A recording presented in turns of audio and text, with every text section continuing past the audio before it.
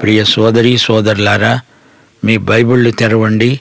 ఈరోజు మన పాఠం 3 యోహాను పత్రిక 5 నుండి 8వ వచనం వరకు. శ్రద్ధగా వినండి. ప్రియుడా, వారు పరదేశులైన సహోదరులుగా ఉన్న వారికి నీవు చేసినదెల్లా విశ్వాసికి తగినట్లుగా చేస్తున్నావు. వారు నీ ప్రేమను గూర్చి సంఘమెదుట సాక్ష్యమిచ్చారు.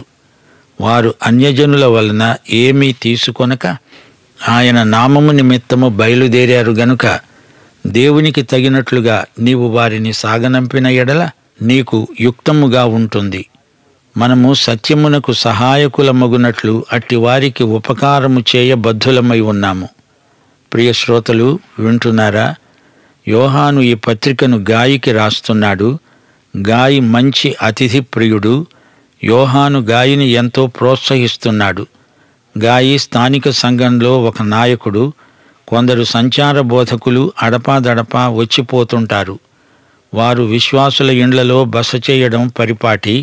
గాయి వారిని చేర్చుకొని వారికి అతిథి పరిచర్యలు చేసేవాడు. అందుకు యోహాను గాయిని ఎంతో మెచ్చుకున్నాడు. ఈ పత్రికకు మూలవచనం 5వ వచనం. ప్రియుడా, వారు పరాయివారే అయినా వారు నీ సహోదరులు అని నీవు వారికి సేవ చేశావు. విశ్వాసికి తగినట్టుగా నీవు చేస్తున్నావు. ఈ విధంగా యోహాను గాయిని అభినందించి ప్రశంసిస్తున్నాడు. యోహాను ఈ పత్రికలో 3 వ్యక్తులను పేర్కొన్నాడు: గాయి, దెయోత్రెఫే, దెమెత్రి. వీరిలో దెమెత్రి, గాయి మంచివారు. గాయి మంచివాడైతే దెయోత్రెఫే గడుగ్గాయి, తంటాలమారి నాయకుడు. దెయోత్రెఫే గర్విష్టి, అధికారాన్ని ధిక్కరిస్తాడు. సువార్త సత్యమందే మనం జీవించాలి, నాయకులతో సహకరించాలి, దేవుని సేవలో తోడ్పడాలి గాని ఆటంకాలు కలిగించకూడదు. ఇంటా బయట దేవుని బిడ్డలు సంఘ సేవకులతో సహకరించి చేయూతనిచ్చే విధంగా ప్రార్థించాలి, పనిచెయ్యాలి. సంఘ బిడ్డలు దయా కనికరము గలవారై ఉండాలి. దైవ సేవకులకు క్రైస్తవ గృహాలు ఆతిథ్య పరిచర్య చేయడం ఆశీర్వాదకరం. నమ్మకమైన దైవ సేవకులను ప్రోత్సహించాలి, విమర్శించకూడదు. దేవుని సేవకుణ్ణి చేర్చుకుంటే అతనితో సమానంగా నీవు ఫలం పొందుతావు అని ప్రభువే స్వయంగా చెప్పాడు. అయితే దెయోత్రెఫే అనేవాడు ఆతిథ్య సేవ అంటే ఏమిటో ఎరగడు. తానే సంఘమంతటికీ నాయకుణ్ణని నిరంకుశంగా ప్రవర్తిస్తున్నాడు.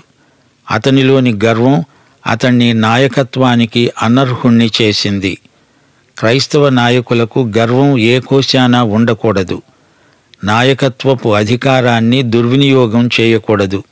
గాయి, దెమెత్రి అనే నాయకులను చూడండి. వారు సంఘములో నమ్మకమైన సేవ చేస్తున్నారు. వారి సేవ విశ్వసనీయమైనది, నిస్వార్థమైనది. వారు ఆదర్శప్రాయులు. అలాంటి సేవకులను మనం గుర్తించి ప్రోత్సహించాలి. వారిని విసిగించకూడదు. వృద్ధులైన బోధకులు తమ తరువాతి తరం యువత గొప్ప సేవ చేస్తుంటే ఎంతో సంతోషిస్తారు. యోహాను అలాగే గాయిని, దెమెత్రిని వారి సేవను చూచి ఎంతో సంతోషిస్తున్నాడు. గాయి యోహాను యొక్క ఆధ్యాత్మిక సంతానంలో ఒకడు. యోహానే గాయిని ప్రభువు వద్దకు నడిపించాడు. గాయి తాను నేర్చుకున్నది ఆచరణలో పెట్టి చూపిస్తున్నాడు. 5 నుండి 8వ వచనం వరకు యోహాను గాయిని ఎంతో మెచ్చుకుంటున్నాడు. గాయి వాక్య పరిచారకులకు ఎంతో ఆదరణ కలిగించాడు. వారికి ఆతిథ్యమిచ్చాడు. గాయికి మంచి వివేచన ఉంది. యోహాను తన 2వ పత్రికలో అబద్ధ బోధకులకు ఆతిథ్యమిచ్చినందుకు వారిని గద్దించాడు. విశ్వసనీయులైన దైవ సేవకులకు దేవుని బిడ్డలు తమ ఇంటి తలుపులు ఎల్లప్పుడూ తెరిచి ఉంచాలి. గాయి, నీ ప్రేమను గురించి వారు సంఘమెదుట సాక్ష్యమిచ్చారు. వారిని ఆదరించి సాగనంపు. అది దేవుణ్ణి సంతోషపెడుతుంది. వారు క్రీస్తు సేవలో ప్రయాణంలో ఉన్నారు. గాయి ప్రతి సంచార బోధకుణ్ణి బాగా పరీక్షిస్తాడు. కపట బోధకులను పసికడతాడు. సత్యమందు ప్రేమించే బోధకులనే గాయి చేర్చుకుంటాడు. మంచి బోధకులైతే వారికి తమ ఇల్లే కాదు, హృదయాన్నే తెరుస్తాడు. గాయిని గురించిన ఈ సాక్ష్యం విని యోహాను ఎంతో సంతోషించాడు. రెండో పత్రికలో యోహాను ఏమన్నాడు? కపట బోధకునికి ఆతిథ్యమిచ్చి సాగనంపితే అతని క్రియలలో నీవు పాలివాడవవుతావు. గాని ఇక్కడ గాయితో అంటున్నాడు, మంచి బోధకులను ఆదరించి వారిని సాగనంపితే నీ దేవుణ్ణి సంతోషపెట్టిన వాడవవుతావు. వారు అన్యజనుల వద్ద ఏమీ తీసుకోరు, దేవుని నామము నిమిత్తము బయలుదేరారు. అందుకే నీవు వారికి చేసింది దేవునికి ఎంతో సంతోషం కలిగించింది. ఆ బోధకులు దేవుని కోసం ఎంతో త్యాగం చేశారు. వారికేమీ జీతం లేదు, ఎవరూ ఏ బహుమానము ఇవ్వరు. వారు విశ్వాసం మీదనే ఆధారపడి సంచారం చేస్తున్నారు. గాయి, నీవు వారిని చేర్చుకొని దేవుని బిడ్డవని రుజువు చేసుకున్నావు. నిజమైన దైవ సేవకులు ధన సంపాదకులు కారు, ఆత్మల సంపాదకులు. దైవ సేవకు ఇవ్వవలసింది విశ్వాసులు, అవిశ్వాసులు కాదు. అవిశ్వాసులిచ్చే ద్రవ్యాన్ని దేవుడు అంగీకరించడు. యెహోవా మందసాన్ని అరణ్యం గుండా ఎవరు మోసుకు వెళ్ళారు? లేవీయులు మాత్రమే. ఆ మందసాన్ని బండి మీద కూడా పెట్టడానికి వీల్లేదు.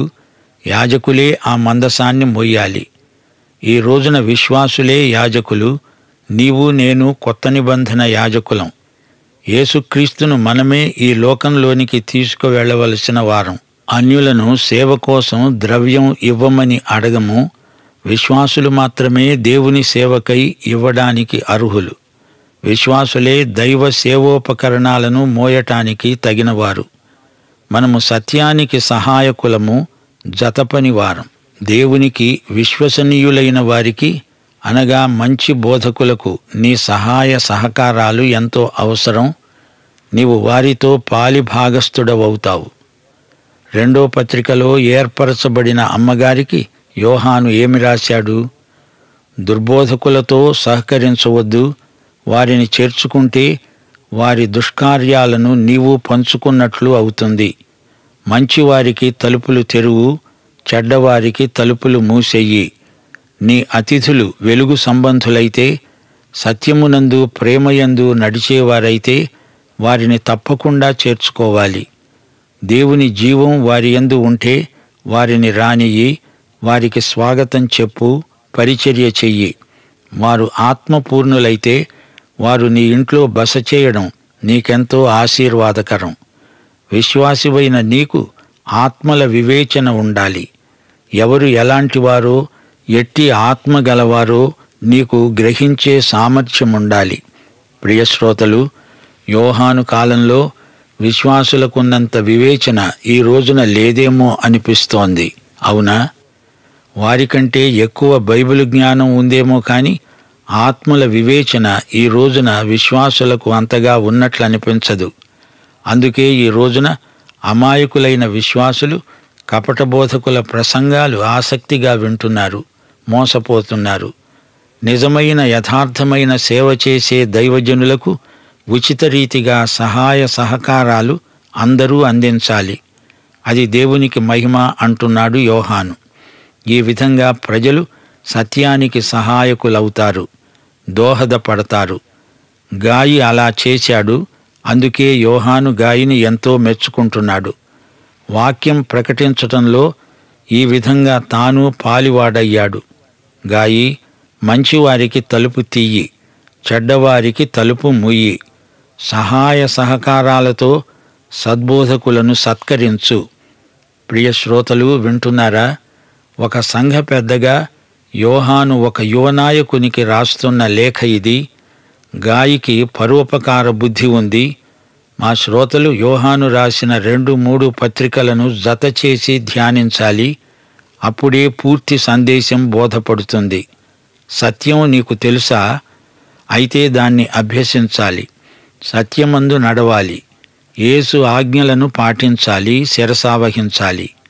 దేవుని వాక్య జ్ఞానం ఉంటే చాలదు, దాన్ని ఆచరణలో పెట్టాలి. చెబితే చాలదు, చేసి చూపాలి. సత్యాన్ని అభ్యసిస్తున్నావు సరే, సత్యం పక్షాన నిలిచి పోరాడాలి. శత్రువైన సైతాను ముట్టడిస్తే మనము ఎదురుదాడి చేయొద్దా? ప్రేమ, సత్యము అనే ఈ రెండిటి మధ్య సమతూకం ఉండాలి. ప్రేమ అని చెప్పి అసత్యాన్ని సమర్థించటం గొప్ప ప్రమాదం. దుష్ట సాంగత్యం వల్ల నీవు సంపాదించుకున్నది పోగొట్టుకుంటావు. దేవుని వాక్యాన్ని మించి చేస్తే అది అతిక్రమం, అక్రమం అవుతుంది. అది అభివృద్ధి అనిపించుకోదు, అభివృద్ధి నిరోధకమవుతుంది. సత్యంలో శక్తి ఉంది, అదే మన భక్తి. అబద్ధం బలహీనతే, సత్యమే జయిస్తుంది. వాక్యంలో లేనిది నీకు ఎవరైనా చెబితే అది జ్ఞానం కాదు, అజ్ఞానం. అది సత్యం కాదు, అబద్ధం. యోహాను తన 3వ పత్రికలో గాయికి చెప్పిన సంగతులు క్లుప్తంగా ఉన్నాయి. అయినా అవి మనకెంతో అమూల్యమైనవి. గాయిలో ఉన్న విశేషమేమిటంటే అతనిలో సత్యం జీవిస్తున్నది. గాయి ప్రవర్తన పరివర్తనశీలమైనది. అతడు సత్యమును అనుసరించి నడుచుకుంటున్నాడు. అతని సత్యప్రవర్తనను అందరూ గుర్తించారు. గాయి సత్యాన్ని ప్రేమించాడు. గాయి సత్యానికి విధేయుడు. దీన్ని బట్టి యోహానుకు ఎంతో సంతోషం. గాయి, నీ గురించిన సాక్ష్యం వింటుంటే నా మనసుకు ఎంతో హాయి అంటున్నాడు యోహాను. ఒక తండ్రి తన పిల్లల సత్ప్రవర్తనకు ఎంతగా ఆనందిస్తాడో చూడండి. ఈ 3వ పత్రికలో 5 నుండి 8వ వచనం వరకు సత్యం కోసం మనమెంత కృషి చెయ్యాలో యోహాను ఉపదేశిస్తున్నాడు. దైవ సేవకులకు నీవు సహాయం చేస్తే, వారిని ప్రోత్సహిస్తే, సత్యం చెప్పటంలో వారితో సహసేవకుడివవుతున్నావు. ఆ రోజుల్లో క్రైస్తవ ఆతిథ్యం ఎంత ముఖ్యమో అది ఈ రోజున కూడా మనకెంతో అవసరం. క్రైస్తవ ఆతిథ్యంలో, దాతృత్వంలో నేడు మనకు ఉజ్జీవం రావాలి. హెబ్రీ పత్రిక ఈ విషయంలో ఏమంటోందో మీరు మర్చిపోలేదు కదా. హెబ్రీ పత్రిక 13వ అధ్యాయం 1వ వచనం, ఆతిథ్యము చేయ మరువకండి, దానివలన కొందరు ఎరుగకయే దేవదూతలకు ఆతిథ్యమిచ్చిన వారయ్యారు. ప్రియ శ్రోతలు, ప్రేమ అనేది ఒక వేదాంతం కాదు, తరగతి తీసుకొని ఉపన్యాసమిచ్చే అంశమూ కాదు. ప్రేమ వ్యక్తిగతం. ఒక వ్యక్తి మరో వ్యక్తికి క్రియారూపంలో చూపే వైఖరి. ప్రేమ అవతలి వ్యక్తిని ప్రోత్సహిస్తుంది. ప్రేమ సత్యాన్ని సమర్థిస్తుంది, అసత్యాన్ని గద్దిస్తుంది. ప్రేమ సత్యమందే నడుస్తుంది. యోహాను ప్రేమతో సత్యమును పురస్కరించుకొని ఈ 3వ ఉత్తరం రాశాడు. పద్మసులో ప్రకటన గ్రంథం రాసిన యోహానే గాయికి ఈ ఉత్తరం రాశాడు. ఈ పత్రిక మన వ్యక్తిగత జీవిత శైలిని పరీక్షిస్తుంది, సవాలు చేస్తుంది. ఇతరుల మధ్య మన సాక్ష్యం ఎలా ఉంది? ఇతరులను నీవు ఎంత ప్రేమిస్తున్నావు? యేసు ప్రభువు నిన్ను ప్రేమించినట్లు ఇతరులను ప్రేమించగలుగుతున్నావా? నీకున్న శ్రేష్టమైనది ఇతరులతో పంచుకోగలవా? నీ స్వార్థం కాదు, నిస్వార్థం దేవుడు ఆశీర్వదించే సుగుణం. ఇతరులు చెప్పే మంచి మాటలు వినే బుద్ధి ఉందా? అన్నిట్లో నేనే ముందుండాలి అనే కోరిక నీలో ఉందా? నీ జీవిత విధానానికి, దేవునితో నీకు గల సంబంధానికి పొంతన, పొందిక ఉన్నదా?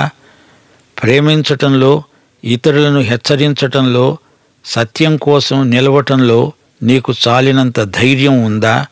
ఈ ప్రశ్నలకు ప్రతి ఒక్కరూ జవాబు చెప్పి తీరాలి. సత్యం, సాక్ష్యం, మంచితనం, చెడుగు అనే 4 మాటలు ఈ చిన్న పత్రికలో పెద్ద స్వరంతో మనకు బోధిస్తాయి. అపొస్తలుల కార్యములు 20వ అధ్యాయం 4వ వచనంలో దెర్బే పట్టణస్థుడైన గాయి పౌలుతో ప్రయాణించినట్లు చెప్పబడింది. రోమాపత్రిక 16వ అధ్యాయం 23వ వచనంలో కూడా గాయి ఉన్నాడు. పౌలంటున్నాడు, నాకు యావత్ సంఘమునకు ఆతిథ్యమిచ్చే గాయి. చూచారా, గాయి ఇంటిలో దైవదాసులకు ఆతిథ్యం, ఆదరణ. గాయి సత్యమందు నడుచుకుంటున్న విధానం యోహానుకు ఎంతో సంతోషం కలిగించింది. గాయి విశ్వాసికి తగినట్లు పరోపకారం చేస్తున్నాడు. అదే సమయంలో దేవునికి తగినట్లుగా ఆతిథ్య పరిచర్య జరిగిస్తున్నాడు. విశ్వాసం సత్క్రియలను ఉత్పత్తి చేస్తుంది. విశ్వాసముతో కూడిన క్రియలు, ప్రేమతో కూడిన ప్రయాసము, క్రీస్తునందలి నిరీక్షణతో కూడిన ఓర్పు, ఈ 3 జంట పదాలు. క్రియలు లేని విశ్వాసం మృతం. కొందరు సహోదరులు సంచారక బోధకులు. వారు అన్యులను ఏమాత్రమూ సహాయమడగరు. క్రైస్తవ గృహాలే వారిని చేర్చుకొని వసతి సౌకర్యం కలిగిస్తారు. గాయి గొప్ప అతిథి ప్రియుడు. ఆతిథ్య పరిచర్యలో క్రైస్తవ ప్రేమ కానవస్తుంది. యేసు నామమున విశ్వాసులు దైవ సేవకులకు సహాయ సహకారాలు అందిస్తారు. ఇది ఎంతైనా ప్రశంసించదగిన సుగుణం. అందుకే గాయి మీద యోహాను ప్రశంసల వర్షం కురిపిస్తున్నాడు. మన క్రైస్తవ ప్రేమను ఆతిథ్యం చక్కగా వ్యక్తం చేస్తుంది. ఈ రోజుల్లో క్రైస్తవ విశ్వాసుల కుటుంబాలు స్వార్థ కేంద్రితమైపోతున్నాయేమో అనిపిస్తుంది. ఇతరుల క్షేమం పట్ల మన శ్రద్ధ, పరామర్శ, ఆతిథ్య పరిచర్య ఈ రోజున తిరిగి ఉజ్జీవించబడాల్సి ఉంది. కొందరు విశ్వాసులు ఒంటరితనంలో ఉన్నారు. వారికి సహవాసం కావాలి. క్రైస్తవ గృహాలు అలాంటి వారిని ఆహ్వానించాలి. మన ఆతిథ్యం ప్రభువును మహిమపరుస్తుంది. అది ప్రభువుకు చేసినట్లే ఆయన ఎంచుతాడు. దైవ సేవకులు ఎవరినీ అడగవలసిన పరిస్థితి రాకూడదు. క్రైస్తవ గృహాలు వారు అడగకముందే వారికి ఆతిథ్యం చేయడానికి ముందుకు రావాలి. అదే ఈ పత్రికలోని సారాంశం. దేవుని సేవకులు డబ్బు కోసం బోధించరు, దేవుని ప్రేమను బట్టి బోధిస్తారు. దైవ సేవకుల అక్కరలను విశ్వాసులే గమనించి స్వచ్ఛందంగా సహాయం చెయ్యాలి. గాయి యొక్క సాక్ష్యం మనకిదే నేర్పుతోంది. 2 కొరింథీ 12:13 పౌలు అన్నాడు, నేను మీకు భారముగా ఉండలేదు గదా. అది దైవ సేవకుని మనస్సు. సువార్తను ప్రకటించే సేవకునికి సాయం చేస్తే నీవు సువార్త ప్రకటించినట్లే అవుతుంది. సువార్తికునికి నీవు సహాయకుడవు, సహకారివి అవుతావు. అతని ఫలములో నీకు పాలు ఉంది. పొలంలో పనిచేసే సువార్తికునికి క్రైస్తవ గృహస్థులు చేయగల సహాయం ఎంతైనా ఉంది. తాము వెళ్ళలేరు గాని వెళ్ళిన వారికి సాయం చేస్తే తాము వెళ్ళినంత ఫలం. క్రైస్తవ కుటుంబాలు దైవ సేవకుల కొరకై ప్రార్థించాలి. వారికి ఆతిథ్యము ద్వారా కానీ ద్రవ్య రూపంలో కానీ వారి సేవను బలపరిచేది ఏదైనా సరే చేస్తే దేవుడు ఎంతో సంతోషిస్తాడు. పాఠం ముగింపులో ముఖ్యాంశాలు మననం చేసుకుందాము.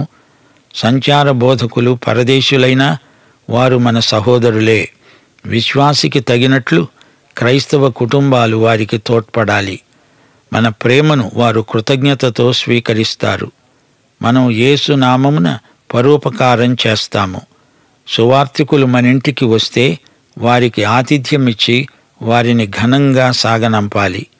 సత్యాన్ని ఈ విధంగా మనం ప్రచారం చేస్తాము. పరోపకారం చేయడానికి మనం అంకితమైపోయాము.